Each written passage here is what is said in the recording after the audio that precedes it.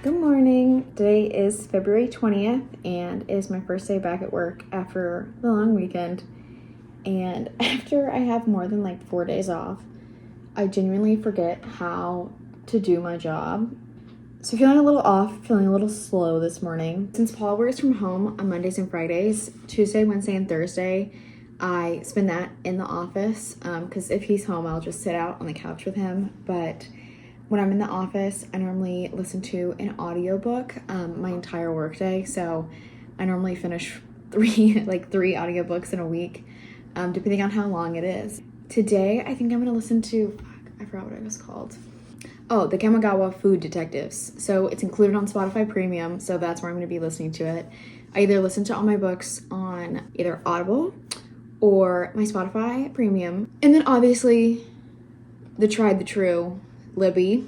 So through my Fulton County Library systems, I have that. But my only issue with Libby is like, I'll request a book and it'll tell me several months wait. And it's a line of like 164 people, especially if it's for a popular book. Patience is a virtue and I don't have it.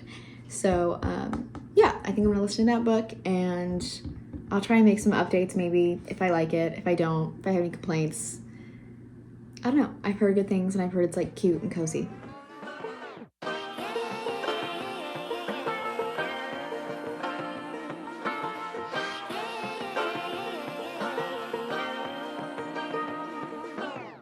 I like to be educated, but I'm so frustrated. Hello to my loneliness. I guess that ignorance is bliss. Take me back to before the noon. Rewind, take it out of cue. Innocence can be a young man's game. Signed up for the hall of shame. I wish I knew how much I miss not knowing that we're all screwed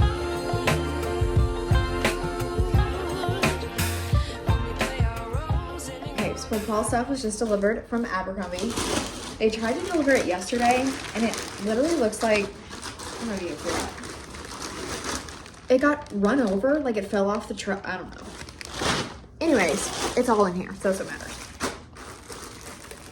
So first we've got him, let's see,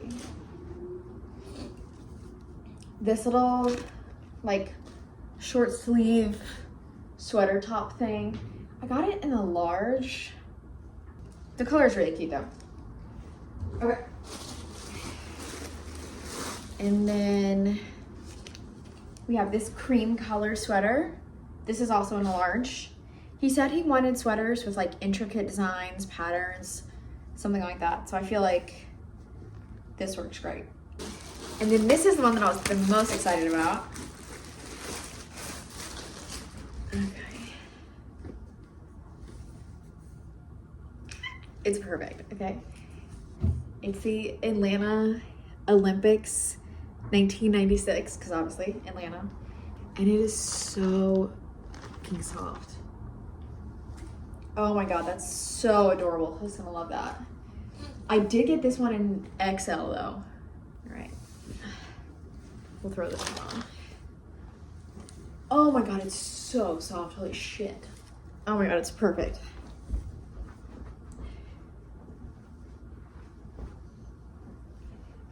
Is that not the cutest? Like, oh my God.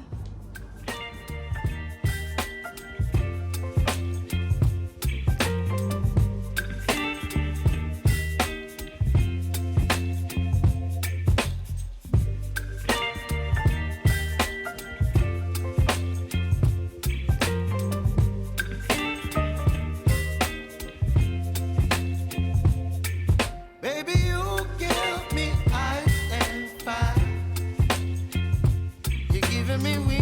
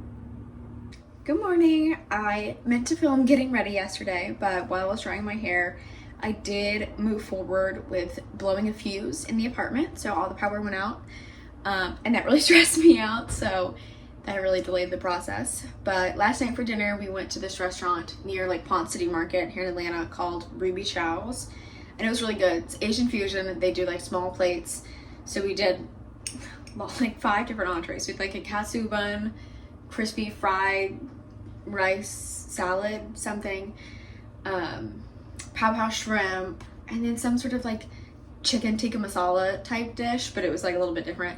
It was really, really good. And we did eat all 5 of the entrees ourselves.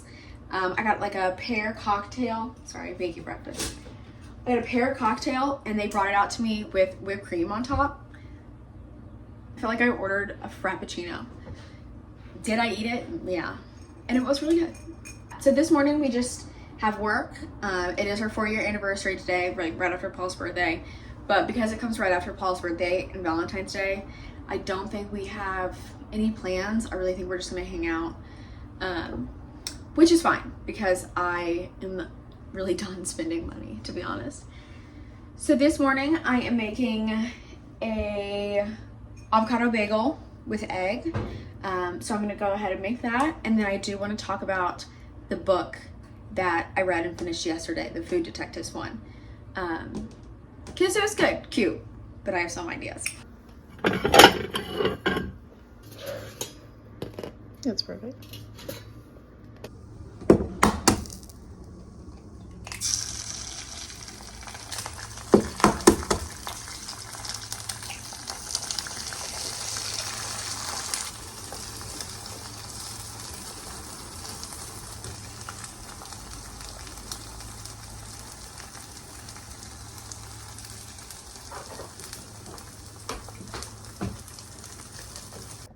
Okay, here she is in all of her glory. I do use guac for my avocado because I am lazy and I think it's better. If you've never used that like chili oil flakes for on top of your eggs, changes the whole thing. It's so good. And then I like a shit ton of pickled red onions because I am a lady. While I sit here and start work, I'm gonna talk a little bit about the Kamigawa Food Detectives book. I loved it because I thought that it was nice and short and sweet, all that kind of stuff. The way that it's formatted, I think it's like 6-ish chapters, and each chapter tells a different story of somebody coming into the cafe and asking basically about a story or like a dish from their childhood or a dish that their wife used to make them or something like that, and asking if the dad and the daughter from this restaurant can like recreate the dish from them, and go through their story and be able to put all the ingredients together, and bring back this memory. I wrote in my review on Storygraph that it kind of read like a bedtime or like a nap time story almost for a kid, because it is exactly the same structure each chapter. So it always starts with somebody getting off the bus or happening upon the restaurant, describing how they found the restaurant through the advert that they had put out that was so vague, telling their story and what kind of dish they want, and then the daughter being like, oh, this is so vague, how are we gonna do it? And then the dad, of course, always does it. That's not really a spoiler. I mean, he always like finds it out. And then they come back in 2 weeks, or like the customer comes back in 2 weeks, they try the dish, it's amazing, they have an emotional experience.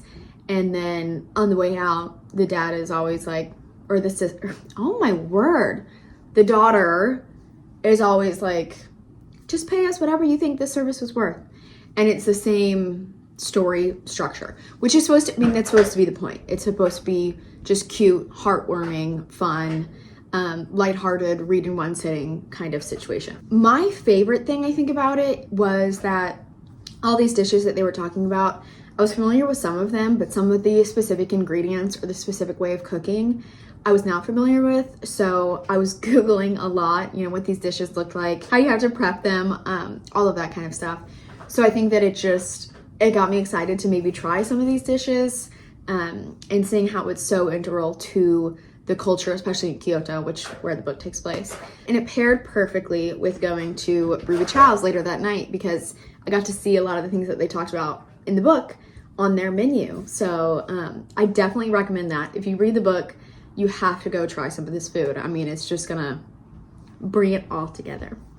But today I think I'm going to read or listen to The Tale of the Last Flower Bride, which from what I've heard from recommendations, it's like a dark gothic fairy tale. And I'm going in knowing only that, so I don't really want to like dig too much into it before I start, just because sometimes I like to be surprised.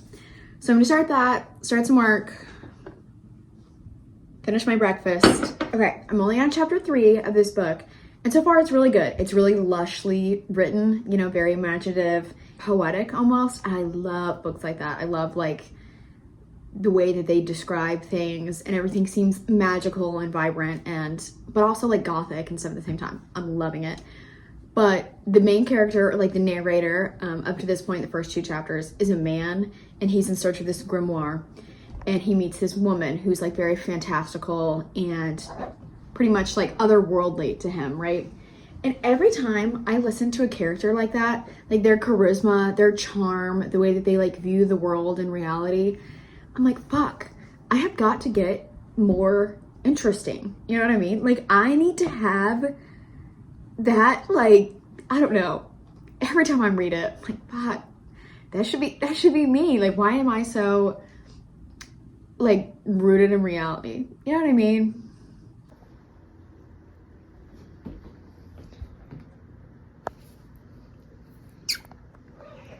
Are you walking?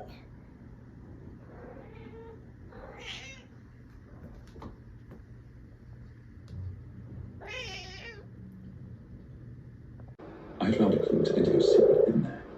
Even now, I can recall the cool temperature of Asher's hair, the smoothness of the engraved tooth. What I said earlier about being interesting and fun and charismatic, like the female main character in this book, please forget I said that shit. She's insane and off her rocker and extremely mean. So whatever I said, I didn't mean it.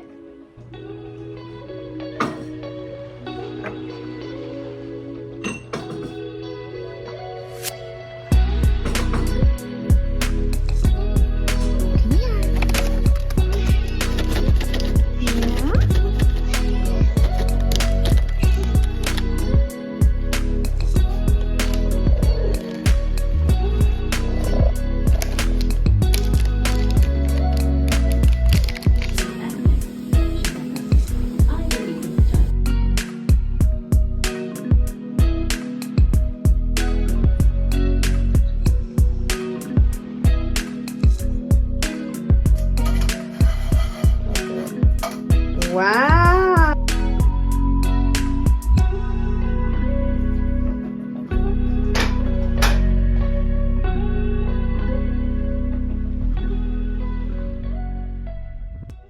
Good afternoon. It is Thursday, February 22nd. I did have every intention of going to a coffee shop to work this morning, but I woke up and did not have service on my phone. Like, my phone was one of those ones from AT&T where everything went down. So I was nervous of like getting there and showing up and like the Wi-Fi not working. I couldn't get any of like duo authentication text messages from the accounts that I need from work. So did not do that. I'll probably move it to tomorrow, maybe going to the coffee shop. But as of today, just been working. I'm currently listening to, hi Miko. I'm currently listening to Commonwealth by Ann Patchett, again from the library. It's so boring. Like, I'm like actually suffering through it, but I'm at the point where I'm 70% of the way through, and if I don't finish, I'll be upset. So I'm also doing laundry, so that should be done by the time that Paul gets home from work. Hoping to finish my book, but other than that, feeling a little low energy today. Just working through projects, nothing too exciting happening. But that is all that I've got for now.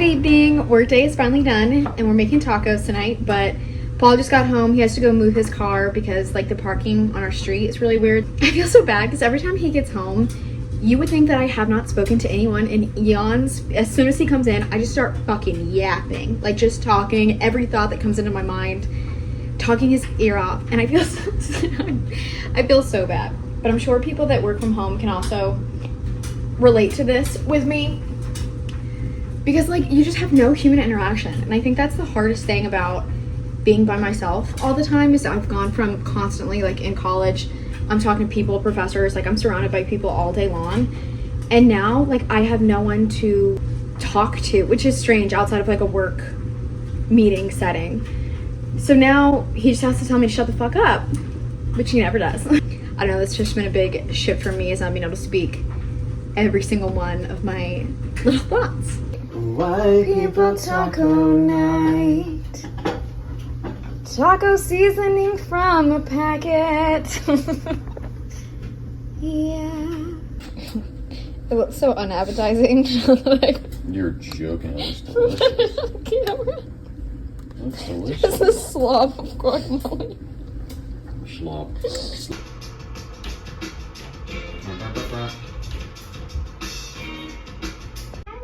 Oh, sorry.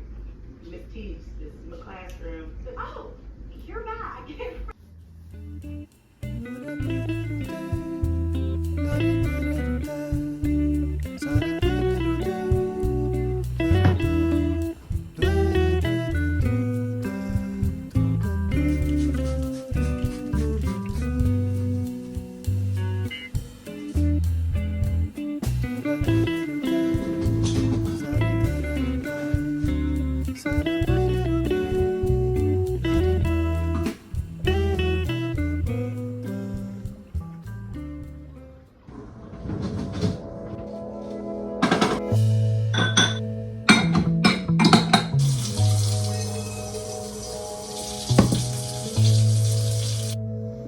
Oh, poor thing.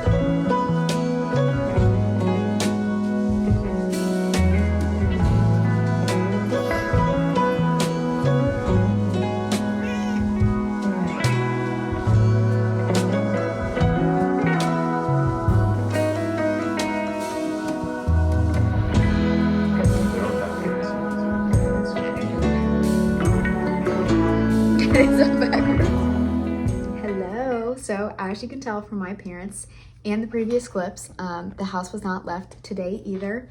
Paul actually woke up sick and I woke up with really bad cramps. So just wasn't in the cards today, which is totally fine. And to be totally transparent, like Monday through Friday, this is honestly what my weeks look like, working from home and being alone and staying home and doing things like making dinner and watching TV with my boyfriend and reading. Like, that's what's comforting to me. That's also like what I like to watch content wise. I like to watch just people in like the same position as me do little chatty vlogs or just showing like what their day-to-day life looks like. So yeah, I think this is where I am going to wrap up the vlog. I hope everyone had an amazing, exciting, thrilling, fantastic week, and I hope you have an even better one next week, and I will see you in the next one.